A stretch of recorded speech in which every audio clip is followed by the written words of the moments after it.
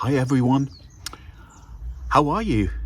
It's good to see you. It's spring feels like it, although he says that and the sun's gone in. But I definitely think that spring feels like it is starting to get a bit more springy and coming into life. So I wanted to come on and say hello because we haven't said hello for a little while, and it seemed a good opportunity to introduce you to our new home. We finally moved after months and months of painful weeks. Here we are. You can see a little bit of our garden. I'm going to show you lots, but it's very bloody pretty. And listen.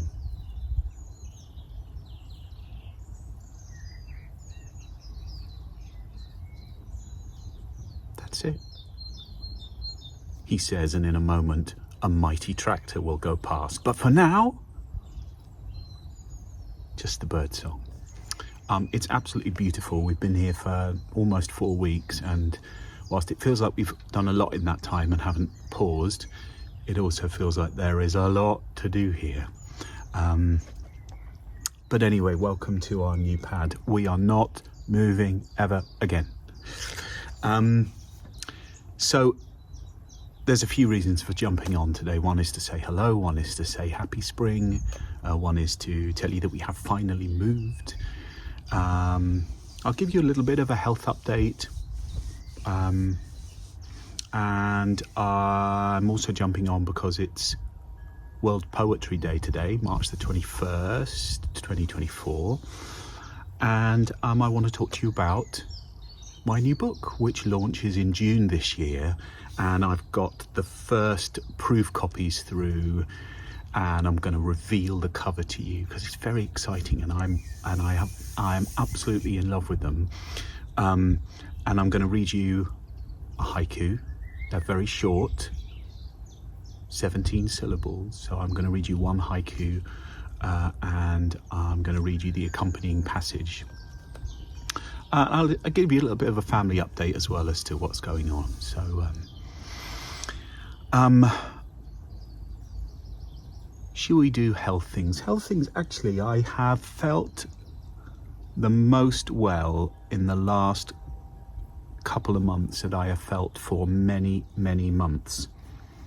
The main reason for that is because I have stopped the rituximab drug that I was having, and I've started an immunoglobulin replacement.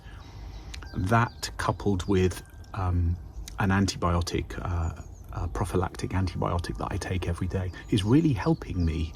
So for the first time, I feel like I've been infection free. I mean, I'm pretty knackered. I feel pretty knackered. My body feels pretty, it has less resilience than it used to have. But if I compare that to how I felt for many months last year, I'm feeling much, much better. So my new IVIG treatment will go on every 28 days for another couple of months. I've met my new oncology team at RUH Bath, and my consultant is utterly brilliant, and I'm very happy to be under their care, and we have a plan of action. So right now, coupled with life in the countryside, I'm feeling good. Yeah, so that's a massive bonus.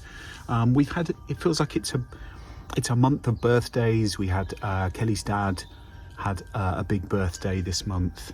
Mia had her birthday a few weeks ago, and this week Kelly had her birthday, and so we had friends staying, which was lovely to have people around, and I hope that Kelly had a lovely birthday. She's had a few crappy birthdays because of, well, in part down to me and cancer, which created a lot of crappiness in our life, and COVID and abandoned parties and all sorts of things. So I hope that this year felt a little bit more like the type of birthday that she might want to have.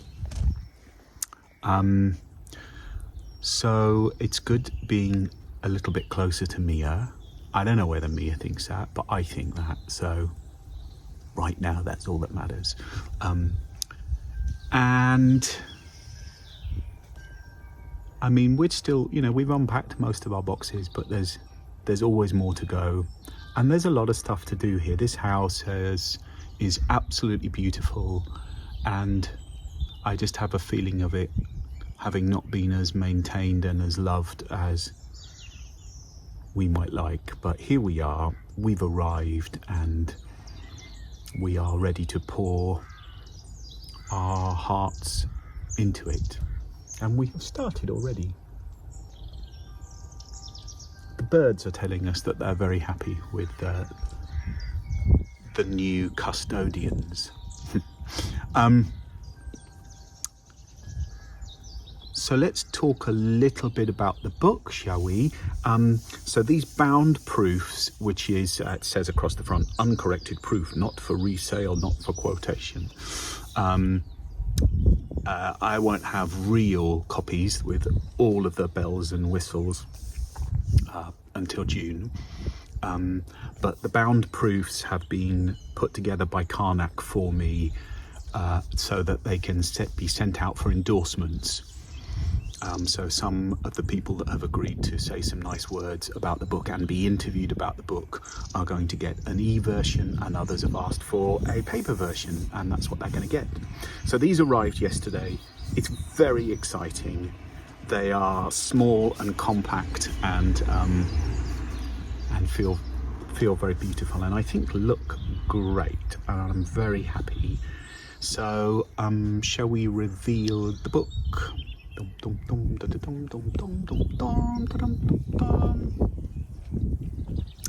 This is the book. It's called As a Kite Falls, A Voyage Through Descent, Finding Hope in the Darkest of Times. And I love the blue and the yellow,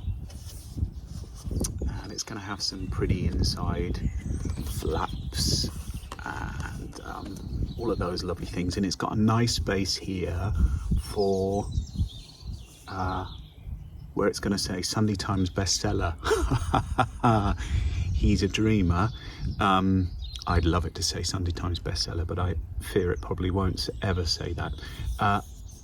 But we'll get a nice endorsement and a nice quote from some of the people who are very graciously taking on the mammoth job of reading it, and hopefully saying something nice about it. I mean, who knows? I think there are lots of lovely words in here. I don't know if they're in the right order, but there's a lot of lovely words in here. So it launches in June. I don't actually know whether it says the 20th on the book, but I had in my head the 27th, but it's at the end of June. And we're going to do a whole load of activity between now and then. And between June and September, we're then going to release a series of interviews with various people who have lived through descent in their lives and are comfortable to be interviewed and have a conversation with me about that. So I'm really looking forward to doing those interviews. Again, I feel a mighty honour that someone would be open to sharing some of their soul with me. So we're going to release those, and then we are having a launch party. So hold the date, Friday, September the 20th. It's going to be in London. It's going to be at the Freud Museum. I'm going to spend 50 minutes having a very lovely conversation with Professor Brett Carr about ascent and descent. That's going to be a ticketed event at the Freud Museum, and then we're going to have a party afterwards. So hold the date, and we'll be telling people much more about it in the coming couple of months. But for now, it feels very fitting on World Poetry Day to read one of the haiku. So as I've talked about before, the book is made up. The first part is prose, and the second part are 50 haiku that I have written. So 50 haiku are 17 syllable Japanese poems. And I was introduced to them when I had my stem cell transplant. And for me, what they have done, because I don't think I can say I'm a poet. I don't feel like I'm a poet. what they have done in the poetry, finding something within me, is help me crystallize the essence and really almost the kernel of my truth, and make some sense of these past couple of years, which is I am still, that's work in progress, because I haven't really made sense of all pieces of the puzzle, but I'm getting there. But the haiku have really helped me to just cut out some of the noise in my head and get back to the simplicity and the essence of my experience. So I've picked one haiku that I'm going to read you, and I'm choosing to read it because it's one of the haiku that touches me deeply, and I'm going to read the accompanying page about it as well. And one of my very dear friends, dear people in my life, I'm not going to mention any names, sent me a message on the 10th of March just to check in with me and to say that she'd seen one of my posts. And I checked back in with her this week, so kind of a week on actually, and she told me that last Friday her partner had just very tragically lost his life in a freak accident, and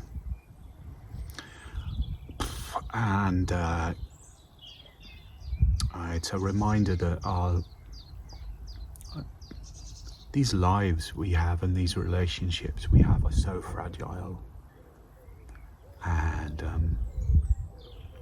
they can be changed and twisted and turned upside down and inside out in a heartbeat,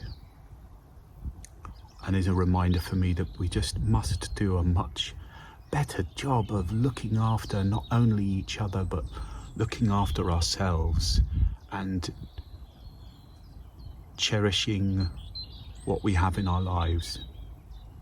And as the book is about, cherishing the ascent and also cherishing the descent, and at some point trusting that there is wisdom, enormous wisdom in the descent. But of course, whilst we are in free fall, we probably can't see that. So, the haiku. Past my line of sight, you are called to travel on. I'm forced to let go.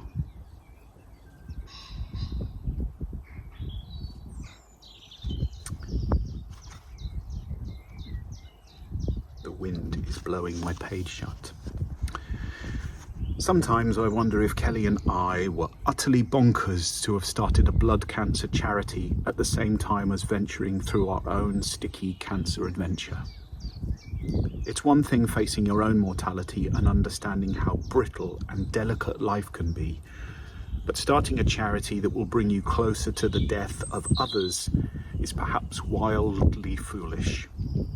Soon after my own diagnosis, and I mean a matter of days, a friend of mine sent me a message to tell me she had been diagnosed with triple-negative breast cancer. She didn't want me to tell anyone, as only a few people knew, and she was not yet feeling brave enough to share her news. Joe and I were walking a similar path. Similar and different. After all, no two cancer journeys are the same. Kelly and I supported Jo to find integrative approaches that might just enable her to make a few small steps towards good health again.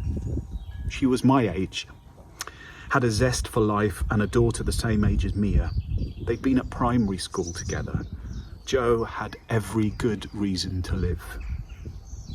8 months later, as Kelly and I gathered with her family and friends to celebrate her life and lay her to rest, I couldn't help but wonder if I should have gone with her. I mean, We'd set out on this path together, so what happened? I stopped and watched her walk on. Our shared grip on life was loosened. Her hand slipped from mine, and she was called forward. Jo was determined to live. She was adamant that she would see her daughter turn 18. She didn't. Jo, wherever you now wander, I hope you do so free of the pain and loss that you were tormented with in your final months. I sense the act of holding someone close and then acknowledging the time to let them go is perhaps one of the most grueling tasks of being human, and one of the most necessary.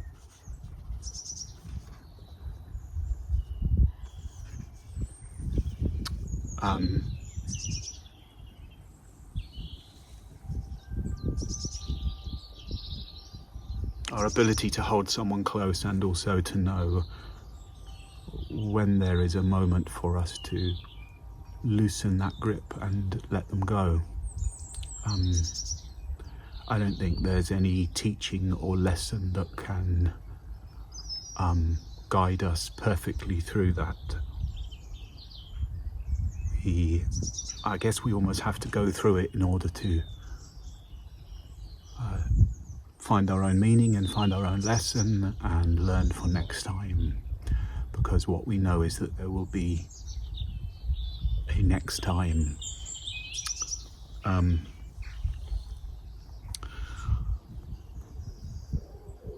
It feels really heavy, doesn't it? And I think there is a heavy message in there, and I think that haiku also has slithers of hope running through it, which is, in order for us to really feel that loss, it means we have truly loved. And if we give ourselves to love, then we also give ourselves to loss and being with loss.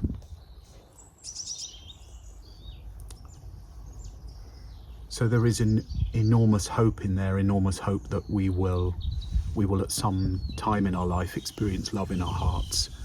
And at some point when we feel the grief of loss, we will also heal from it, because there is enough love around us to hold our hearts very firm. And that's been very true for us navigating this path, is that there is an enormous amount of love around us, and that love supports us to remain hopeful. So there's lots more to read. The book is actually available for pre-order on Amazon. It's already sat there waiting for you to go and grab a copy. And so I'll pop the link in the comments. And what happens at this stage of selling books is that the more people who go and buy copies and pre-order, the more bookshops pick them up and choose to stock them. So that's good for us. And if you feel so inclined to buy a copy, then that's amazing. Thank you. And if you feel inclined to buy a copy for someone else, that's just as amazing. And thank you.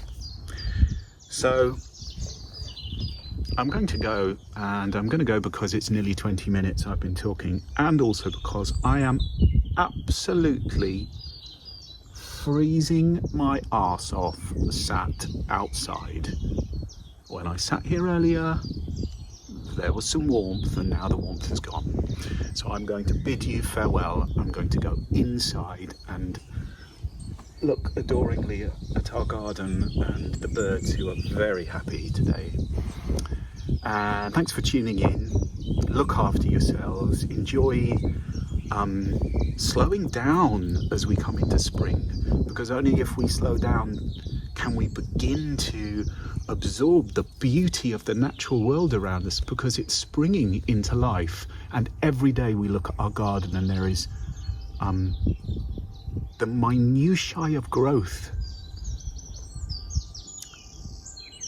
And we have to slow down enough in order to see that. It's easy to wish for summer to arrive.